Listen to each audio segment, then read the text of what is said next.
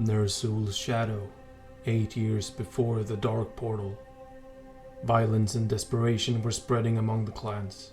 Kil'jaeden sensed that it was almost time to unite the orcs, but he needed a public figure to do so. Gul'dan, for all his talents, could not inspire his people to lead them by example. The Demon Lord commanded his servant to ally with someone who could. But first, Gul'dan would need to exterminate anyone who knew of his past. The hooded warlock returned to his old clan. He engulfed the settlement in felfire, burning every single orc within to ash. When the inferno finally died down, nothing remained. No one would ever know of Gul'dan's true history. With his past erased, he set out to the Shadow Moon clan. Its wise shaman commanded respect from all orcs. One of them would serve as the Legion's perfect pawn. Gul'dan was careful to hide his fell powers, never revealing that he was a warlock. He told the Shadow Moon that the ogres had destroyed his village and killed everyone except him. Though it was uncommon for a clan to bring outsiders into its fold, the Shadow Moon took pity on Gul'dan and accepted him. The newcomer carefully observed the clan's elder shaman to learn which one would be the easiest to sway.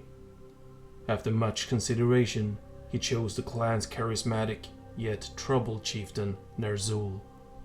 Ner'zhul was a dedicated and forthright leader. He had also a penchant for dogged persistence. Once he had a goal in mind, he would pursue it obsessively until he succeeded. This trait would serve Gul'dan and the Legion well, but far more important were Ner'zhul's inner turmoil and sorrow. Years ago, the shaman's beloved mate, Rolkan, had passed away. Ner'zhul had come to terms with her death, but the recent elemental troubles that plagued Raynor had awakened old wounds. He had always found peace through communing with the elemental spirits, but now they were silent. Ner'zhul began dwelling on memories on Rolkan, and his grief became just as raw and crushing as it had been when he'd first lost her. Gul'dan preyed on Ner'zhul's inner darkness. He told the elder shaman of his own troubles, of the family and friends he had lost at his village. In time, Gul'dan won Ner'zhul's friendship and trust. He even convinced the elder to accept him as his shamanic apprentice. Through Gul'dan, Kil'jaeden had access to a public figure whom he could bend to his will. As the Demon Lord began to twist Ner'zhul's thoughts, he sent Gul'dan on another task. The orcs were desperate and agitated, and now they needed to see the Draenei as their enemies. Gul'dan would make it so.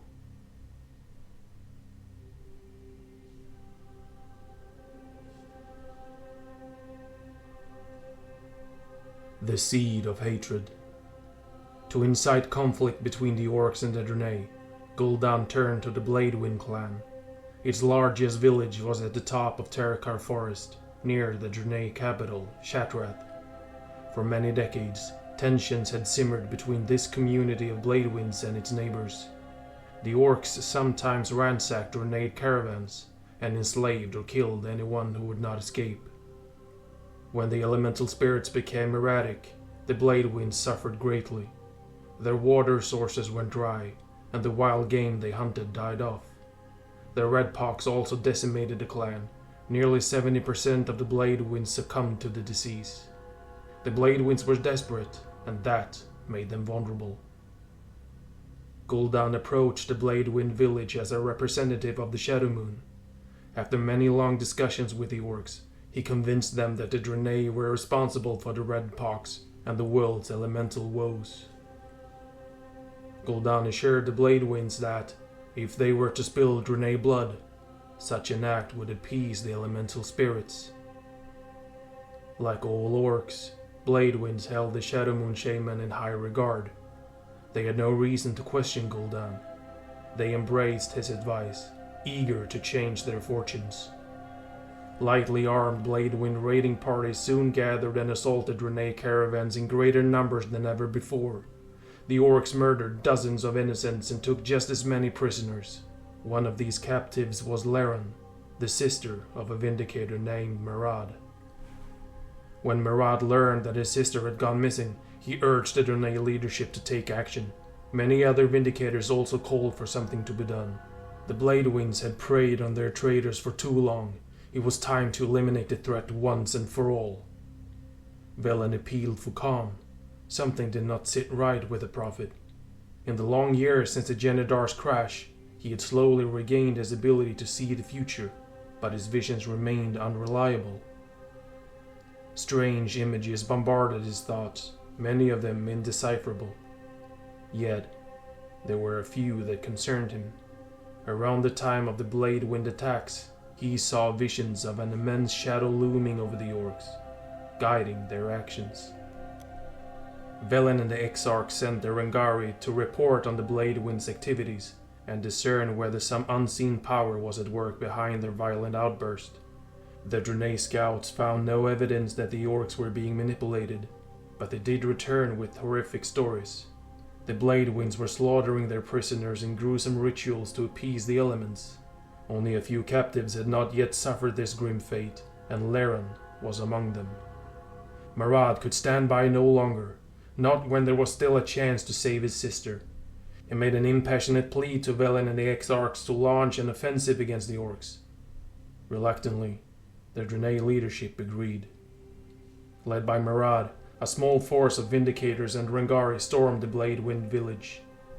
By the time they reached the settlement, Leren and the other captives were dead. The sight of his sister's mutilated body enraged Murad, and he rampaged through the village.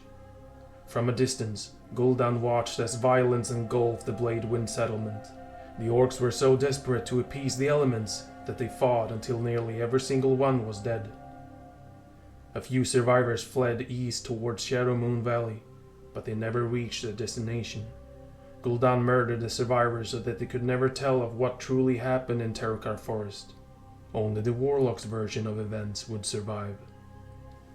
After returning to the Shadowmoon clan, Gul'dan recounted the atrocity as he saw it.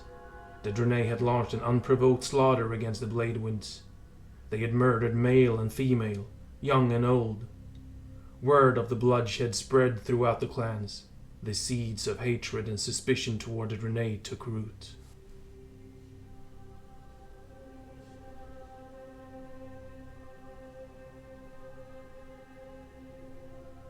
Whispers from the Dead. As Gul'dan was orchestrating the attack against the Bladewinds, Kil'jaeden preyed on Ner'zhul's emotions. He appeared in the orc's dreams as the spirit of his beloved mate Rolkan. This false apparition told Ner'zhul that the recent flare of red pox and the elemental turmoil were all the work of the Draenei. The reclusive race sought to eradicate the orcs. Ner'zhul was initially wary of Rolkan's dire proclamation. Conflicts between the orcs and Draenei were not unheard of, but they were rare. Ner'zhul had never known the creatures to be warlike. When Gul'dan arrived with the news of the Bladewind atrocity, Ner'zhul changed his mind. Rolkan had been right. The Draenei were not what they seemed. Rolkan's spirit pressed Ner'zhul. She told the orc that the only way to save his people was to make war under Draenei. Yet, the clans could never accomplish such a feat in their current state. They needed to unite as a single army as they had centuries ago, when the Gorian Empire had threatened their existence.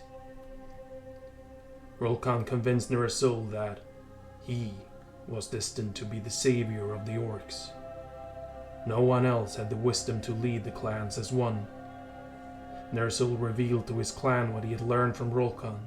The superstitious orcs rarely went against the advice of important ancestral spirits. Rolkan's warning was taken as truth. The Shadowmoon lent their support to Ner'zhul, Gul'dan the most vocal among them. Ner'zhul sent an urgent summons to the other clans. They were to meet at Oshugun, where the shaman would reveal ill omens he had received from the ancestors. In preparation for this event, Kil'jaeden exerted his power over Oshugun, preventing any orcs from communing with the real ancestral spirits within the Crystal Mountain. He also reached out to the minds of the elder shaman across Draenor. Just as he had done with Ner'zhul, he took on the guise of trusted ancestral spirits and warned the orcs of the Draenei's violent intentions.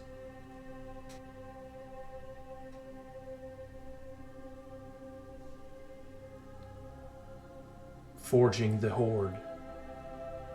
Over a number of weeks, the Orc chieftains gradually arrived at Oshogun. Grommash Hellscream, Kilrog Deadeye, Kargath Bladefist, Blackhand, Fenris, and other famed leaders took their place in the Crystal Mountain's shadow. The Frostwolf chieftain, Durotan, was there as well. He had come with his mate, Draka, and his clan's elder shaman, Drekthar. For Durotan, the meeting at Oshogun was a rare opportunity to speak with his old friend, Orgrim Doomhammer, who had become chieftain Blackhand's second in command. In recent years, clan responsibilities had prevented them from meeting regularly. As Durotan and Orgrim rekindled their bond, the elder shaman Rizal finally appeared to address the assembled orcs. He told them of Rolkan's prophetic warning about the future, and of other unsettling things he had learned. The Rene were responsible for the elemental unease and the Red Pox outbreak. Their slaughter of the Bladewind clan's main settlement was only a precursor, a sign of more death to come. The Rene sought to annihilate all orcs. Yet, there was still hope to avert doom. If the clans put aside their differences and joined forces, they could destroy the Rene and save the world. Ner'zhul knew this was much to ask of the orcs, a race unaccustomed to unification. He gave the chieftains a full day and night to consider his words. The orcs debated the elder shaman's proposal deep into the night. Warmongering chieftains like Grommash, Blackhand, and Kargath supported unification. Ever since the news of the Bladewind massacre had reached them, they had become wary of the Rene. Yet, others were not so eager for bloodshed. One of the most outspoken critics of war was Chieftain Zargal of the Whiteclaw clan. He did not believe slaughtering the Rene would make life better. On the contrary, it might anger the elements even more. Durotan was of similar opinion. Years ago, he and Orgrim had crossed paths with the Rene and taken shelter in one of their cities. The orcs had even met and spoken with their mysterious leader, Velen. Would those same peaceful creatures make war on the orcs? What did they hope to gain by doing so? Had their earlier hospitality merely been a ruse to learn more about his race? Though he felt conflicted, Durotan was in no position to question an ancestral spirit's wisdom. If they saw the Rene as a threat, so it was. Other shaman, including Drekthar, revealed that they too had received visions from the ancestors that confirmed Ner'zhul's claims. As discussion continued, Gul'dan stalked among the clan leaders. He knew that the other orcs considered him a weakling due to his physical ailments, and he used that to his advantage. He openly championed Ner'zhul's cause, and he welcomed the prospect of war. In doing so, Gul'dan made the choice of uniting a matter of honor. If even a wretch like him was willing to fight and die for the clans, then anyone who rejected unity would be seen as a coward. Gul'dan's manipulations won many of the orcs to Ner'zhul's side, but not everyone. He took note of Zargal and the other who stubbornly opposed unity. He would not forget their names. At dawn, the orcs came together to cast their votes. Nearly every chieftain agreed to unite. From that day forward, they would be known as the Horde.